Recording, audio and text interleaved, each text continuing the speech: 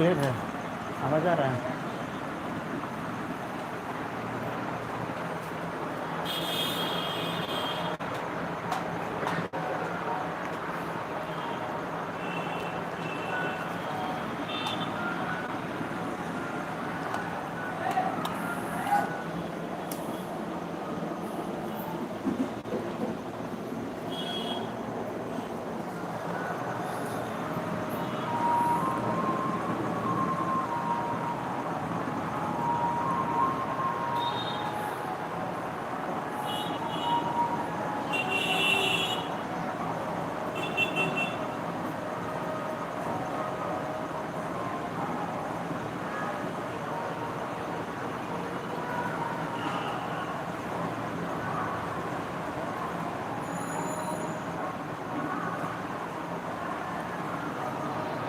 Hello dear, Elite English Zone में आपका स्वागत है।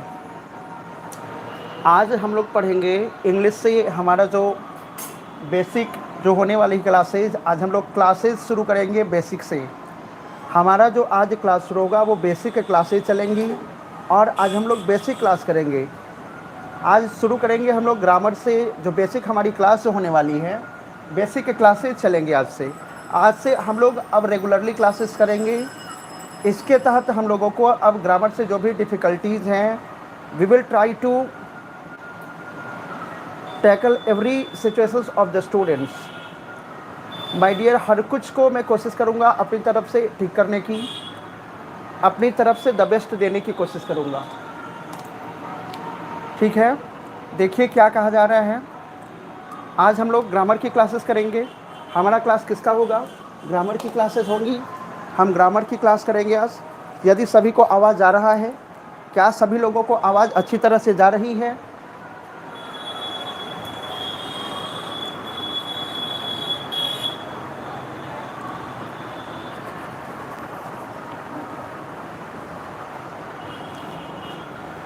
क्या आवाज़ सही है? क्या आवाज़ अच्छी तरह से जा पा रही है?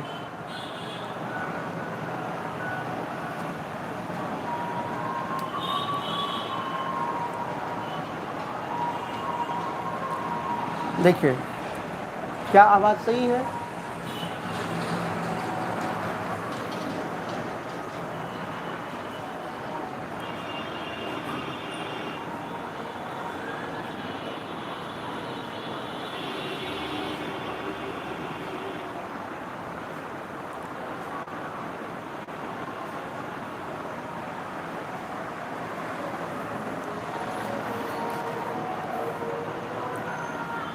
देखिए, आज हम लोग ग्रामर की बेसिक क्लासेस देखेंगे।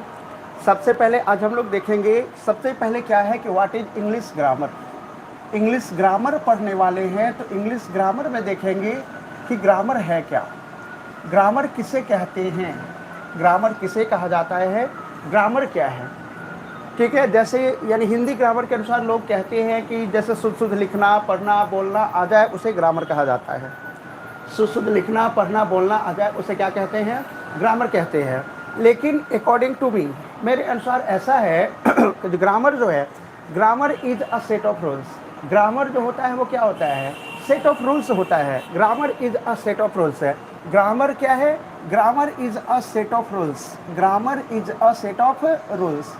Grammar is a set of rules है। ग्रामर जो है वो क्या होता है? नियमों का सेट होता है। ग्रामर क्या होता है? नियमों का सेट होता है। दैट गवर्न अ लैंग्वेज, जिससे कि भाषा का निर्माण होती है। दैट गवर्न अ लैंग्वेज कहा जा रहा है कि ग्रामर क्या होता है? तो ग्रामर जो है यानी कि एक नियमों का सेट है जिससे कि भाषा का निर्माण होता है।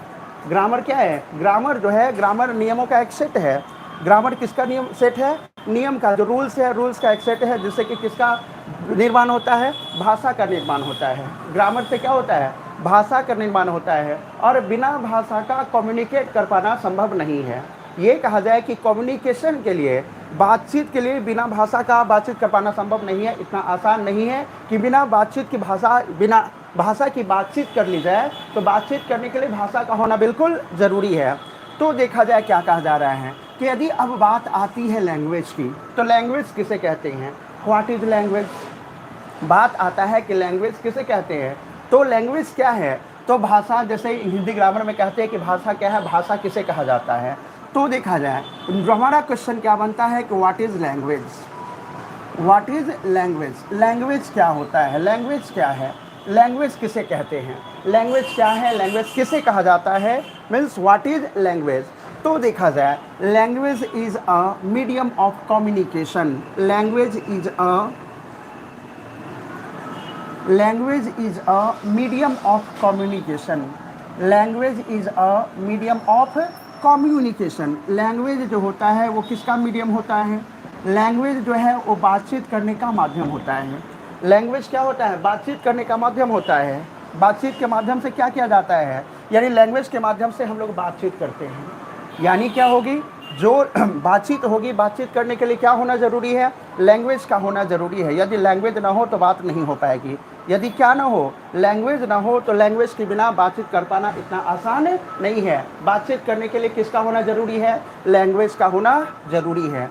अब बात आती है कि कम्युनिकेशन किसे कहा जाता है, क्या कहते हैं, किसे कहते हैं कम्युनिकेशन। कम्युनिकेशन क्या होता है, what is communication, what is communication, communication क्या है, कम्युनिकेशन किसे कहते हैं, यानी जो बातचीत होता है, बात क्या है, संवाद क्या है, ठीक है, बातचीत क्या है, संवाद क्या है, कम्युनिकेशन किसे कहा जाता है, कम्युनिकेशन क्या है या कम्युनिकेशन किसे कहा जाता है। तो देखा जाए to express our, to express our feelings, to express our feelings, emotions, to express our feelings, emotions, ideas and thoughts, ideas and thoughts है। to express our feelings, emotions, ideas and thoughts है, यानी कि हमारे जो means जो feelings होता है, जो भावनाएं होती हैं, ठीक है, जो हम लोग सोचते हैं, जो हमारे मन में विचार आता है, या तो फिर जो हमें हमारी जो विचार है, जो सोच है, ये सब को व्यक्त करने का जो आइडिया होता है, जो वे होता है, to express feelings, to express our feelings, emotions, ideas and thoughts है, ठीक है, is called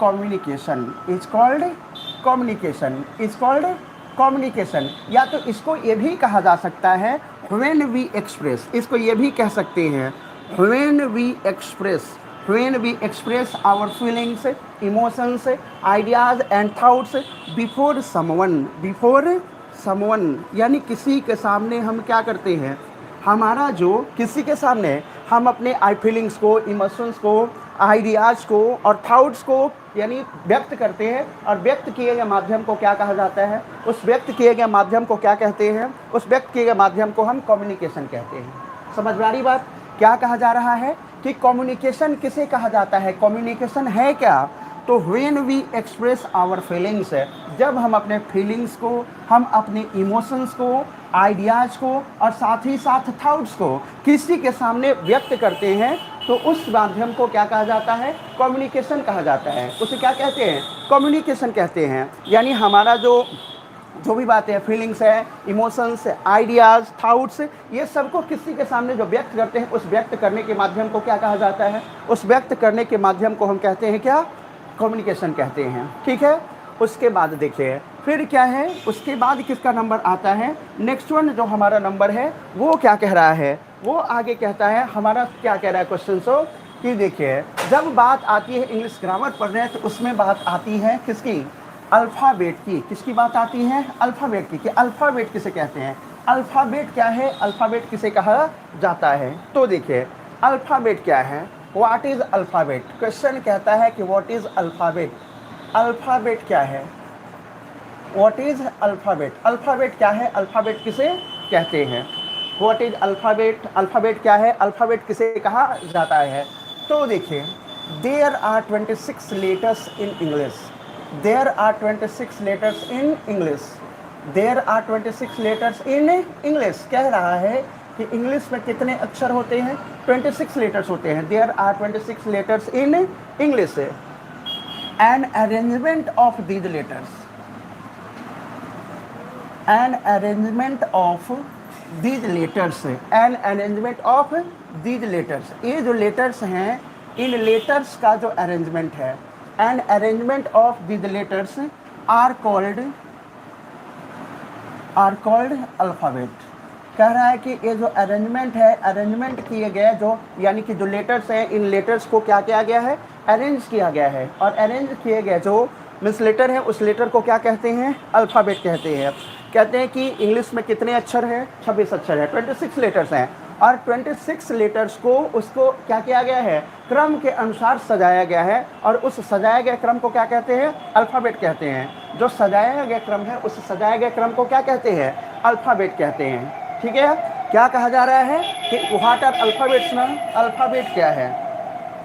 there are 26 letters in English, English में कितने अक्षर होते हैं, 26 अक्षर होते हैं, और उन 26 अक्षरों को, जो पूरा 26 अक्षर है, 26 अक्षर को क्या किया जाता है, ठीक है, एन अरेंजमेंट ऑफ, ठीक है, an arrangement of these letters, वो जो लेटर है उस लेटर को क्या किया जाता है, अरेंज किया जाता है। तो अरेंज किए गए लेटर्स को, क्रम को क्या कहते हैं, अल्फ़ाबेट कहते हैं। जो लेटर्स को अरेंज करते हैं ना, उस अरेंज किए गए लेटर्स को क्या कहा जाता है, अल्फ़ाबेट कहा जाता है, उसको अल्फ़ाबेट कहते हैं। ठीक है, फिर देखिए उसके बाद नंबर किसका आता है, उसके बाद कहा जा रहा है कि अब नंबर आता है वॉवेल और कॉन्सोनेंट की, कि what is vowel, what is vowel, vowel क्या है, वॉवेल किसे कहते हैं, व्हाट इज़ वॉवेल, वॉवेल क्या है, वॉवेल किसे कहा जाता है। ठीक है, ये बहुत ही मतलब लोग कहते हैं कि वॉवेल क्या है, वॉवेल तो 5 हैं, AEIOU 5 वॉवेल हैं, लेकिन आखिर उसको वॉवेल की कैटेगरी में क्यों रखा गया है, उसको वॉवेल क्यों कहा गया है, वॉवेल कहे जाने के पीछे कारण क्या है, उसको क्यों कहा जाता है वॉवेल। तो देखिए वॉवेल कहने के पीछे कारण क्या है, सो क्या है, vowel is a sound, vowel is a sound है, वॉवेल जो है ना क्या है, एक साउंड है, वॉवेल इज अ साउंड है, that is articulated, that is articulated, that is articulated without a friction, without any friction, without any friction. कह रहा है कि वॉवेल जो है एक साउंड है, वॉवेल क्या है, साउंड है, वॉवेल क्या है, एक साउंड है, जो कि क्या होता है, आर्टिकुलेट होता है, जो क्या होता है, आर्टिकुलेट होता है बिना किसी फ्रिक्शन के। वॉवेल जो है ना वो साउंड है, और वो क्या होता है, आर्टिकुलेट होता है, किसके बिना, बिना किसी फ्रिक्शन के। वॉवेल जो है एक साउंड है और बिना किसी फ्रिक्शन के क्या होता है, वो आर्टिकुलेट होता है।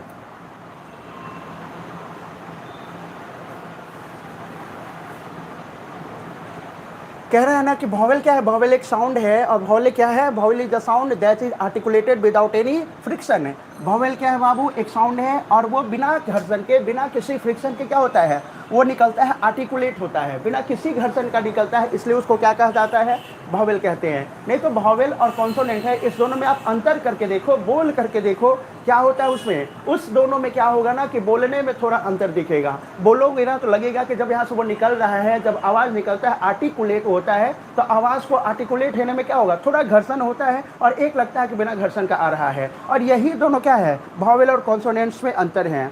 क्या है, वॉवेल और कॉन्सोनेंट में अंतर क्या है, कि बस क्या होगा, दोनों के निकलने में, दोनों के जो निकलना शुरू होता है तो क्या हो जाता है आर्टिकुलेशन जो है वो कम ज़्यादा होता है, इसलिए उसको वॉवेल और कॉन्सोनेंट की कैटेगरी में रखा गया है।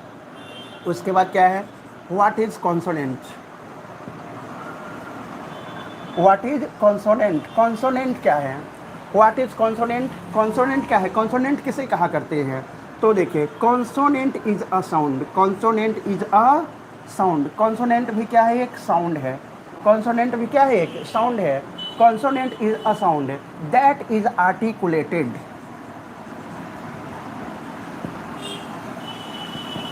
That is articulated with friction, that is articulated with friction, जो कि क्या होता है, फ्रिक्शन के साथ निकलता है। यानी कि कॉन्सोनेंट है, कॉन्सोनेंट भी क्या है, एक साउंड है, कॉन्सोनेंट भी क्या है, एक साउंड है, लेकिन जब कॉन्सोनेंट को बोलते हैं तो क्या होता है, फ्रिक्शन होता है, फ्रिक्शन के साथ, घर्षण के साथ निकलता है, इसलिए उसको किसकी कैटेगरी में रखा गया है, इसलिए उसको हमने क्या, यानी कि उसे एक कॉन्सोनेंट की कैटेगरी में रखा गया है। अब नंबर आता है किसका, अब जब ये सब है, वॉवेल हो गया, कॉन्सोनेंट हो गया, तो वॉवेल और कॉन्सोनेंट के बाद नंबर आती है किसकी, तो आती है वर्ड्स की। वॉवेल जो होता है और कॉन्सोनेंट जो होता है, वॉवेल और कॉन्सोनेंट के बाद नंबर किसका है, यानी वर्ड का, कि what is word, what is word, word किसे कहते हैं। ठीक है, क्या कहा जा रहा है कि वर्ड किसे कहते हैं, वर्ड क्या है, वर्ड किसे कहते हैं, वर्ड क्या है। तो देखा जाए, word is a combination of, word is a combination of, word is a combination of, word is a combination of vowel and consonant, vowel and consonant, word is a combination of vowel and consonant। Word जो है ना किसका combination है, vowel और consonant का combination है। Word जो है vowel और consonant का क्या है, कॉम्बिनेशन है। which has a meaning, which has a meaning, जिसका कि क्या होता है, मीनिंग होता है। वर्ड जो है vowel और consonant का क्या है, कॉम्बिनेशन है। वर्ड किसका कॉम्बिनेशन है, vowel और consonant का कॉम्बिनेशन है, जिसका क्या होता है, मीनिंग हुआ करता है, जिसका कि अर्थ निकलता है। ठीक है, कह रहा है कि बिना अर्थ निकले क्या नहीं होगा, कोई वर्ड नहीं होगा। कोई भी शब्द लिखते हैं जिसमें क्या होना चाहिए, vowel और consonant का तो ये होना चाहिए, vowel और consonant तो मिला हुआ होना चाहिए। ठीक है, vowel और consonant मिला हुआ होना चाहिए, लेकिन उसका एक मीनिंग भी होना चाहिए। जब तक कि उसका मीनिंग नहीं होगा तो बिना मीनिंग क्या क्या नहीं होगा, वो कभी वर्ड हो ही नहीं सकता। कोई भी जो वर्ड होता है, कोई भी शब्द होता है, तो हर एक शब्द का कुछ न कुछ मीनिंग होता है, और वो मीनिंग होगा तभी उसको क्या कहा जाएगा, वर्ड कहा जाएगा। यानी कि वर्ड जो है, क्या कह रहे हैं कि व्हाट इज वर्ड, वर्ड है क्या, तो word is a combination of vowel and consonant.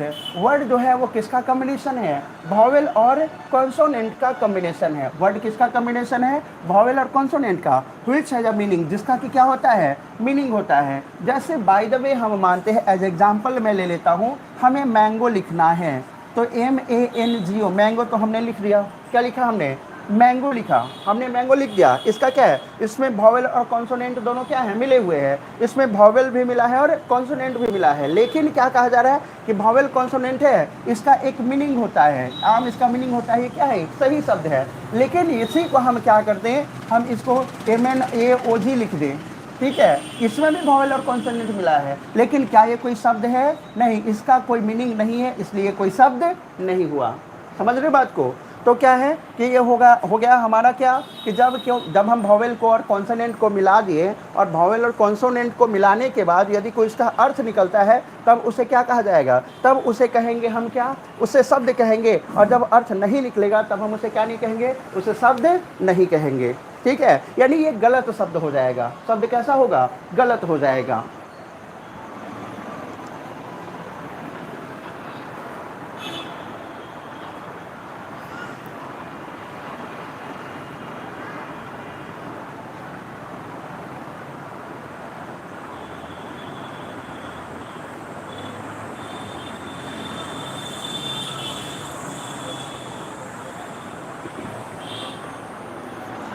अब देखा जाए फिर क्या है, उसके बाद हमारा नंबर क्या आता है, अब हमारा नंबर आता है क्या, कि अब जब वर्ड की बात हो गई, तो वर्ड के बाद हमारा नंबर आता है किसका, वर्ड के बाद नंबर आता है सेंटेंस का। वर्ड के बाद किसका नंबर आता है, सेंटेंस का। सेंटेंस किसे कहा जाएगा, सेंटेंस किसे कहते हैं। वर्ड के बाद किसका नंबर आता है, सेंटेंस का, कि सेंटेंस किसे कहते हैं, सेंटेंस क्या होता है। वर्ड के बाद नंबर आता है सेंटेंस का, कि सेंटेंस किसे कहते हैं, सेंटेंस क्या होता है। देखा जाए, व्हाट इज सेंटेंस। ठीक है, देखिए क्या कहा जा रहा है कि व्हाट इज सेंटेंस। सेंटेंस क्या होता है, सेंटेंस किसे कहते हैं। एकदम ये तो भाई क्या है, सभी लोगों के लिए जानकारी वाली बात है, सबको इसे जानते होंगे कि सेंटेंस क्या है, सेंटेंस किसे कहा जाता है। सेंटेंस क्या है, सेंटेंस किसे कहा जाता है, सेंटेंस है क्या। तो देखिए, sentence is a group of words, sentence is a group of words, sentence is a group of words. Sentence जो होता है वो शब्दों का क्या होता है, ग्रुप होता है। Sentence is a group of words which has a complete sense, which has a complete sense, which has a complete sense। क्या होता है, सेंटेंस होता है, सेंटेंस क्या है, sentence is a group of words which has a complete sense, जिसका कि complete sense होना चाहिए। सेंटेंस होता है, सेंटेंस क्या है, सेंटेंस होता है यानी कि वर्ड्स का ग्रुप होता है। सेंटेंस किसका ग्रुप होता है, यानी वर्ड्स का ग्रुप होता है जिसका कि एक कंप्लीट सेंस होता है। कंप्लीट सेंस कहने का मतलब क्या है, ठीक है, यानी पूरा उसका अर्थ निकले, सही सही उसका अर्थ निकले, तब उसे क्या कहा जाएगा, सेंटेंस कहा जाएगा। और जब तक कि क्या नहीं होगा, उसका अर्थ नहीं निकले, तब तक वो सेंटेंस कहा नहीं जाएगा, तब तक उसको सेंटेंस कहना सही नहीं होगा। जैसे एज एन एग्जाम्पल दे लिया जाए, राम गोज टू स्कूल हमने लिखा है, राम गोज टू स्कूल, हम ये लिखे कि Ram goes to school, Ram school जाता है। हमने क्या एग्जाम्पल दिया, राम गोज टू स्कूल, यानी राम हमारा सब्जेक्ट है, गोज क्या है, वर्ब है, और ये हमारा क्या है, ठीक है, ये हमारा कॉम्प्लीमेंट है। तो कह रहा है कि राम गोज टू स्कूल, या तो फिर हम कह दिए Ram it's a mango, Ram it's a mango, Ram आम खाता है, क्या करता है, राम आम खाता है। राम क्या हो गया, सब्जेक्ट, इट्स क्या है, वर्ब, मैंगो क्या होगा, हमारा ऑब्जेक्ट है। तो सेंटेंस में क्या नज़र आ रहा है कि जिसका क्या होना चाहिए, कंप्लीट सेंस निकलना चाहिए, कंप्लीट सेंस आना चाहिए, सही अर्थ निकलना चाहिए, तब उसको क्या कहा जाएगा, तब उसे हम क्या कहेंगे, तब उसे सेंटेंस कहेंगे। और जब तक उसका सही सेंस नहीं निकलता है, जब तक उसका सही अर्थ नहीं निकलता, तब तक उसे क्या नहीं कहा जाएगा, तब तक उसे सेंटेंस नहीं कहा जा सकता। जब तक कोई भी सेंटेंस हो, ठीक है, जब तक उसका सही सेंस नहीं निकलता, तब तक उसे क्या नहीं कहेंगे हम, तब तक उसे सेंटेंस नहीं कह सकते। सेंटेंस कहने के लिए उसका क्या होना चाहिए, सही अर्थ निकलना चाहिए, ठीक है। अब देखिए, जब कोई भी सेंटेंस होता है, अब बात आती है सेंटेंस की, ठीक है। तो सेंटेंस में अब बात करेंगे, सबसे पहले असर्टिव सेंटेंस की बात करेंगे। जो सेंटेंस होगा, तो सेंटेंस में बात किसकी होगी, असर्टिव सेंटेंस की। जो सेंटेंस होगा, तो सेंटेंस में किसकी बात होगी, असर्टिव सेंटेंस की। तो देखा जाए, कोई भी सेंटेंस होता है, यहाँ से थोड़ा ध्यान देने की विशेष ज़रूरत है। जैसे देखिए, कोई भी सेंटेंस होता है, हर एक सेंटेंस में हमारा सब्जेक्ट हुआ करता है। कोई भी सेंटेंस होता है, सेंटेंस में क्या होता है, सब्जेक्ट होता है, वर्ब होता है, और फिर क्या होता है, ऑब्जेक्ट होता है। कोई भी सेंटेंस हो, हर एक सेंटेंस में सब्जेक्ट होगा, वर्ब होगा, और वर्ब के अलावे क्या होता है, ऑब्जेक्ट होता है। एक असर्टिव सेंटेंस में क्या होता है, एक सिंपल सा सेंटेंस जो होता है, सिंपल सा सेंटेंस में सब्जेक्ट होगा, वर्ब होगा, और फिर क्या होगा, ऑब्जेक्ट होगा। सब्जेक्ट, वर्ब और क्या होते हैं, ऑब्जेक्ट होते हैं। तो बात यहाँ पे आती है कि सब्जेक्ट के रूप में किस किस भी कौन कौन सा पार्ट्स ऑफ स्पीच का यूज किया जा सकता है। सब्जेक्ट जो है, सब्जेक्ट के रूप में कौन कौन से पार्ट्स ऑफ स्पीच का यूज हम कर सकते हैं, ठीक है। सब्जेक्ट जो होता है, सब्जेक्ट में कौन कौन से पार्ट्स ऑफ स्पीच का हम यूज कर सकते हैं, कौन कौन से पार्ट्स ऑफ स्पीच का यूज किया जा सकता है। तो देखा जाए, सब्जेक्ट के रूप में किसको किसको हम यूज कर सकते हैं। तो फर्स्ट ऑफ ऑल सबसे पहले क्या है, सब्जेक्ट के रूप में, ठीक है, सबसे पहले क्या है, सब्जेक्ट के रूप में आपका नाउन यूज होगा और प्रोनाउन यूज होगा। सब्जेक्ट के रूप में नाउन को यूज करेंगे और प्रोनाउन को यूज करेंगे। सब्जेक्ट के रूप में क्या यूज होगा, नाउन यूज होगा, और फिर क्या यूज होगा, प्रोनाउन यूज होगा। सब्जेक्ट के रूप में नाउन को यूज करेंगे और साथ ही साथ किसका यूज करेंगे, प्रोनाउन का यूज करेंगे। तो जब नाउन का यूज करेंगे तो, और प्रोनाउन का यूज करेंगे तो कैसे कैसे, अब नाउन में भी कौन सा नाउन सब्जेक्ट होगा, कौन सा नाउन किस कंडीशन में सब्जेक्ट होगा, ये भी मैटर करता है। तो देखिए, नाउन जो है, तो नाउन हमारा सब्जेक्ट होगा। तो नाउन क्या होगा, दो तरह के होंगे। नाउन भी कितने तरह के, दो तरह के। आप जनरली नाउन जो है वो 5 तरह के नाउन पढ़ें, ठीक है। Proper noun, common, collective, material, abstract, आपने ये नाउन पढ़ा। लेकिन अभी हम लोगों को क्या करना है, वो तो हमारा नाउन है, लेकिन एक सेंटेंस के फॉर्मेशन के लिए जो सेंटेंस होता है, किसी भी सेंटेंस को बनाने के लिए नाउन में देखा जाए क्या क्या है। तो नाउन में क्या होना चाहिए, आपका डायरेक्ट नाउन, ठीक है, आपको डायरेक्ट नाउन और फिर आपका इनडायरेक्ट नाउन होना चाहिए, ठीक है। डायरेक्ट नाउन और क्या होना चाहिए, इनडायरेक्ट नाउन होना चाहिए। यदि कोई भी सेंटेंस हो, किसी भी सेंटेंस को आप बना रहे हो, सब्जेक्ट के रूप में ले रहे हो, तो सब्जेक्ट के रूप में लेने के लिए आपको डायरेक्ट नाउन चाहिए और फिर क्या चाहिए, इनडायरेक्ट नाउन चाहिए। डायरेक्ट नाउन और फिर इनडायरेक्ट नाउन। तो डायरेक्ट नाउन में क्या होगा, डायरेक्ट नाउन किसको कहा जाएगा और इनडायरेक्ट नाउन किसे कहा जाएगा। ये कोई नाउन की कैटेगरी नहीं है, केवल समझाने के लिए मैं ऐसा आपको कर रहा हूँ। डायरेक्ट और इनडायरेक्ट के माध्यम से मैं आपको समझाने की कोशिश कर रहा हूँ। ये कोई नाउन का कोई काइंड नहीं है, कहीं किताब में नहीं लिखा है कि नाउन डायरेक्ट नाउन और इनडायरेक्ट नाउन का काइंड होता है, ठीक है। ये स्पष्ट कह रहा हूँ मैं कि केवल आपको समझाने के लिए ऐसा किया जा रहा है कि आपको केवल समझ में आए, आप क्या कर सको, इसे समझो। आपको समझने के लिए मैं ऐसा कर रहा हूँ, ठीक है। तो जो नाउन है क्या है आपका, डायरेक्ट नाउन और इनडायरेक्ट नाउन। तो डायरेक्ट नाउन किसे कहेंगे और इनडायरेक्ट नाउन किसे कहेंगे, मैटर ये करता है कि डायरेक्ट नाउन किसे कहा जाएगा और इनडायरेक्ट नाउन किसे कहा जाएगा। तो देखिए, जिस नाउन को हम देखें, जैसे कोई भी नाउन हो, किसी भी नाउन को, कोई भी वस्तु जो नेमिंग वर्ड हो, किसी भी वस्तु को हम देखते हैं, और उस देखने से हमें ये आभास हो जाए कि नहीं तो इसका नाम है, ये नाउन है। ठीक है, जो कोई भी वस्तु होता है हर एक वस्तु का नाम होता है और वो वस्तु क्या होता है, नाउन होता है।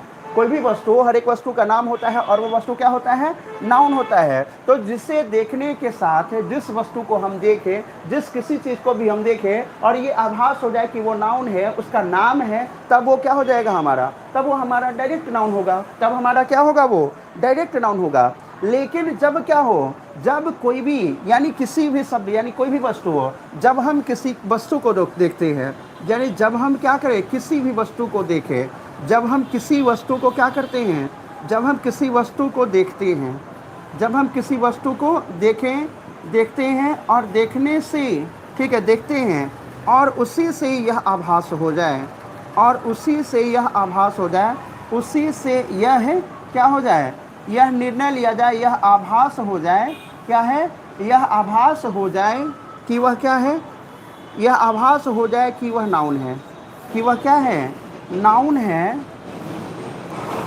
तो उसे क्या कहा जाएगा, तो उसे डायरेक्ट नाउन कहेंगे। तो उसे क्या कहा जाएगा, डायरेक्ट नाउन की कैटेगरी में रखा जाएगा, डायरेक्ट नाउन कहेंगे, तो उसे डायरेक्ट नाउन कहेंगे। समझ रहे हैं बात को, उसे क्या कहा जाएगा, डायरेक्ट नाउन कहा जाएगा। कह रहे हैं कि जब हम क्या करें, जब हम किसी भी वस्तु को देखें यानी जब हम किसी वस्तु को देखते हैं और उसी से यह आभास हो जाता है कि वह नाउन है, तब उसे क्या कहा जाएगा, तब उसे क्या कहेंगे हम, डायरेक्ट नाउन कहेंगे। तब उसको क्या कहा जाएगा, डायरेक्ट नाउन कहा जाएगा। वो डायरेक्ट नाउन की कैटेगरी में होगा। ठीक है, तब उसको किसकी कैटेगरी में रखा जाएगा, तब उसे डायरेक्ट नाउन की कैटेगरी में रखा जाएगा। और फिर देखिए उसके बाद क्या कहा जाता है कि इनडायरेक्ट नाउन किसे कहेंगे। इनडायरेक्ट नाउन क्या होगा, जो इनडायरेक्ट नाउन क्या होता है, इनडायरेक्ट नाउन किसे कहते हैं, इनडायरेक्ट नाउन किसे कहते हैं, चलिए उसके बारे में भी अभी हम डिस्कस करते हैं। देखिए कैसे जाएगा, किसे कहा जाएगा इनडायरेक्ट नाउन। ठीक है, देखिए